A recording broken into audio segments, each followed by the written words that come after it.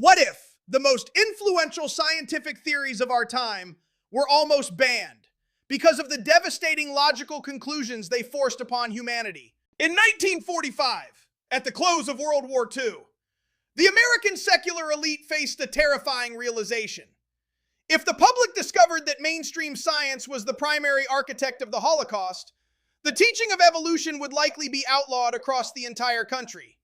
To prevent this, they initiated what has been called the greatest cover-up in American history. Our investigation begins with this graphic. For decades, a resolute forgetfulness permeated academia regarding the Holocaust. The public was fed a narrative that the atrocities were the work of a few monstrous individuals or isolated cranks. But modern scholarship reveals a much darker truth. Nazi racial policy was directly derived from theories propagated by well-respected mainstream scientists. This leads us to the Mecca of Science paradox. During the first 3 decades of the 20th century, Germany was the undisputed world leader in natural sciences, mathematics, and technology. Because of this preeminent status, historians of the 1940s and 50s could not have been ignorant of the relationship between science and the state. Geneticist Benno Mueller-Hill describes this as a deep sleep of forgetfulness that scientists slipped into to avoid their nightmare history. How was the silence maintained?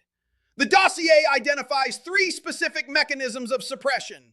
First, the directive, don't fuel the flames. In 1946, when researchers tried to publish studies on the Nazi euthanasia program, distinguished professors actively suppressed the work to protect the medical profession's reputation. Second, the admission that science permeates the Holocaust. Bioethicist Arthur Caplan asserts that scientific and engineering technology were essential to Nazi genocide, from building gas chambers to the anthropological examinations used to select who would die. Third, the aversion to truth. Caplan argues that for those who admire science as being bound by a higher moral code, the complicity of mainstream medicine is simply hard to accept. But to understand the larger cover-up narrative, we have to go back to the 1920s. William Jennings Bryan, a 3-time presidential nominee, had warned the world that Darwinism inspired the German atrocities of World War I. He successfully led a campaign that saw 4 states restrict the teaching of evolution. Secular activists, fearing a new Bryan would arise in 1945, knew that if the public linked science to the 6 million deaths of the Holocaust, the move to ban evolution would be unstoppable. To protect their worldview, they constructed several firewalls. They fashioned social Darwinism into a rhetorical device to act as a firewall, blaming rogue thinkers for hijacking a safe theory. They carefully structured the Nazi war crimes trials to focus on monsters like Mengele, while ignoring the medical profession's broader involvement. They marginalized the memory of the Nazi forced euthanasia program and restricted access to hundreds of propaganda films that used Darwinian language to justify mass murder. The academic silence we see in this dossier wasn't just a collective oops in the history books.